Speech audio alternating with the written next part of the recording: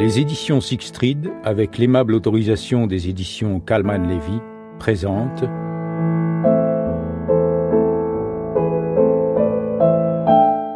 Le garçon qui ne parlait pas, de Donna Leon, interprété par Renaud Bertin.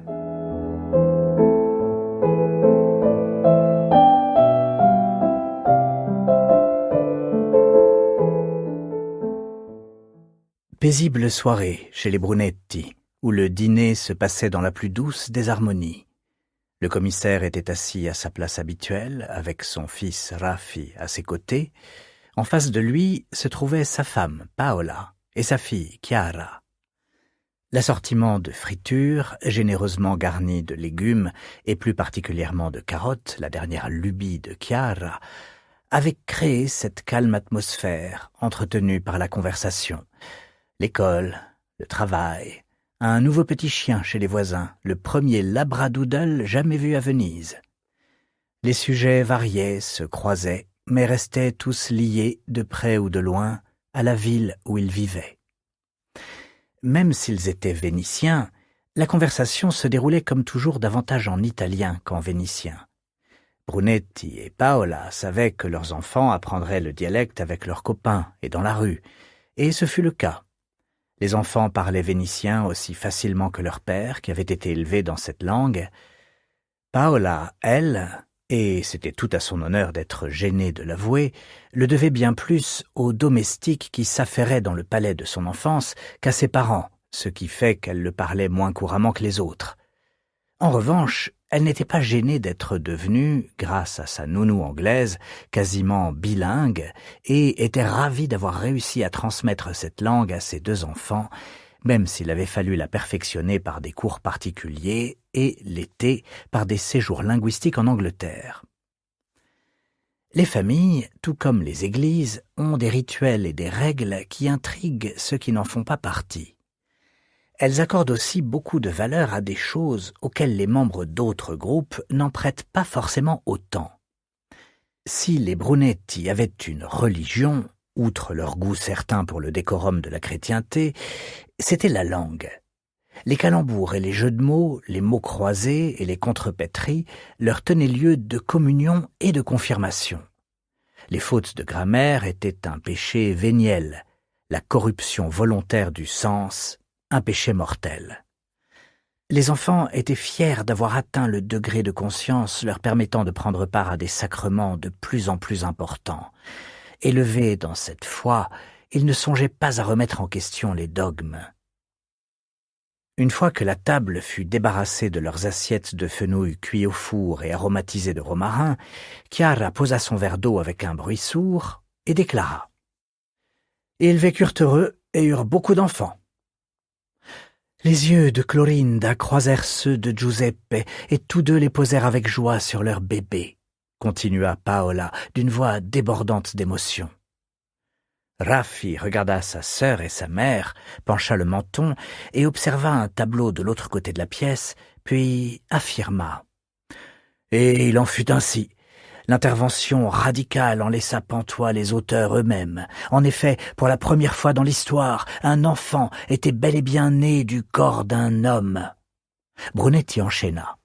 Pendant qu'on l'emmenait dans la salle de travail, Giuseppe eut le temps de lui dire « Elle n'est rien pour moi, mon amour. Tu es la seule et unique mère de mon enfant. » Chiara, qui avait écouté toutes ces répliques avec un intérêt croissant, ajouta Seul le plus solide des mariages pouvait survivre à un tel événement, mais Clorinda et Giuseppe étaient liés par un amour qui dépassait l'entendement et surmontait tous les obstacles. Cependant, Clorinda vacilla un instant. Mais avec Kimberly, l'amie de mon cœur. Retour à Paola, qui récita sur le ton froid du narrateur. Afin de préserver le principe d'honnêteté sur lequel reposait leur mariage, il était nécessaire pour Giuseppe d'avouer jusqu'où l'avait mené son désir d'enfant. Cela n'avait aucune importance, mon amour. Je l'ai fait pour nous. « Espèce de brute !» s'exclama Clorinda entre deux sanglots. « Ainsi me trahis-tu. Qu'en est-il de mon amour? Qu'en est-il de mon honneur ?» Telle fut la seconde contribution de Raffi, qui renchérit.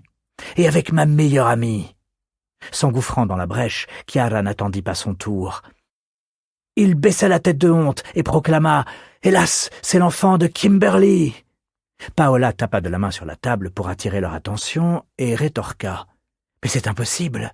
Les docteurs nous ont dit que nous n'aurions jamais d'enfants. » Furieux d'avoir été privé de son tour, et par son épouse de surcroît, Brunetti leur coupa la parole, imitant de son mieux la voix d'une femme enceinte.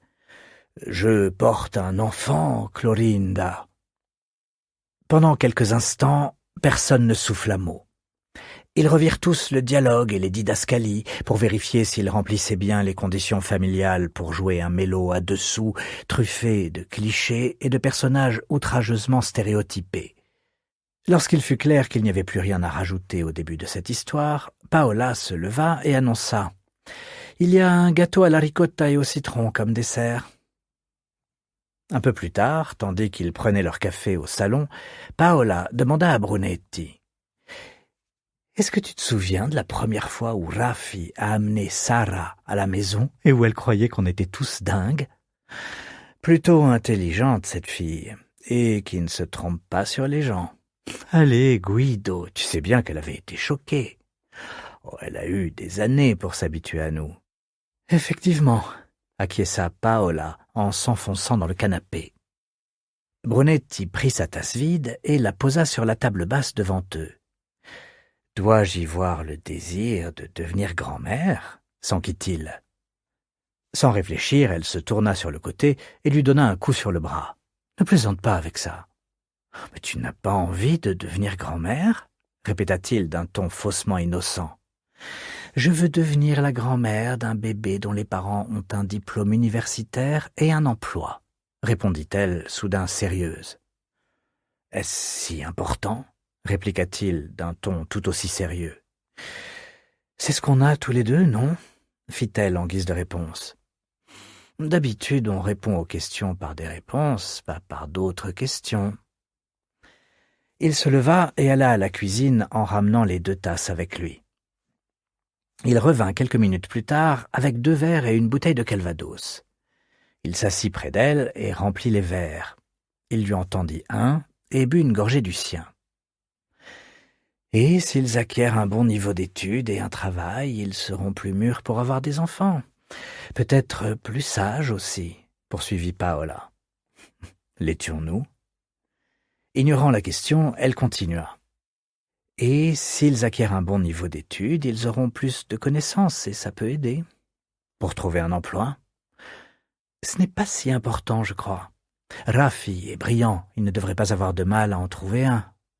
Brillant et avec un bon carnet d'adresses, spécifia Brunetti, songeant que toute allusion directe à l'aisance et au pouvoir de la famille de Paola aurait manqué d'élégance de sa part.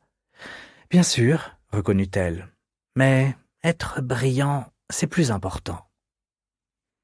Brunetti, d'accord sur ce point, hocha simplement la tête et prit une autre gorgée de Calvados. La dernière fois qu'on a abordé le sujet, il m'a dit qu'il voulait faire des études de microbiologie. Paola y réfléchit et confessa « Je n'ai pas la moindre idée de ce que c'est. » Elle se tourna vers lui et lui sourit. « Tu as déjà songé à cela, Guido, à toutes ces disciplines qu'on cite chaque jour, microbiologie, physique, astrophysique, ingénierie mécanique. On les mentionne, on connaît même des gens qui travaillent dans ces branches, mais je serais incapable de dire ce que ces gens font véritablement. Et toi ?» Il secoua la tête. « C'est tellement différent des anciennes matières, la littérature, la philosophie, l'astronomie, les mathématiques, où ce qu'on y fait est clair, ou tout au moins ce que sont les matériaux sur lesquels les gens travaillent. Les historiens essaient de reconstituer ce qui s'est passé, puis de reconstituer pourquoi ça s'est passé. » Il plaça son verre entre ses paumes et le frotta à la manière d'un Indien essayant de faire du feu. « Tout ce que je peux imaginer pour la microbiologie, c'est qu'ils observent la croissance de petites choses, les cellules. Et après, Dieu seul le sait. Dans quelles études tu te lancerais si tu devais tout recommencer à zéro? Tu referais du droit? Pour le plaisir ou pour obtenir un emploi? Tu as fait des études de droit pour obtenir un emploi ?» Cette fois, Brunetti glissa sur le fait qu'elle avait répondu en posant une autre question et expliqua. « Non, je les ai faites parce que ça m'intéressait. Ce n'est qu'après que j'ai réalisé que je voulais entrer dans la police. Et si tu pouvais faire des études juste pour le plaisir ? Je m'inscrirais en lettres classiques, répondit-il sans une once d'hésitation. Et si Raffi choisissait ça ? Brunetti y réfléchit un moment. J'en serais heureux si c'est ce qu'il veut étudier.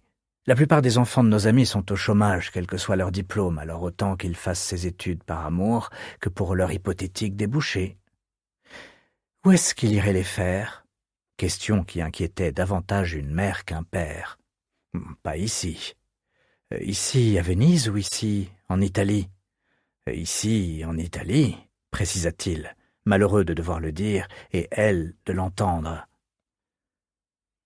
Ils se tournèrent et se regardèrent, forcés de se confronter à l'inévitable.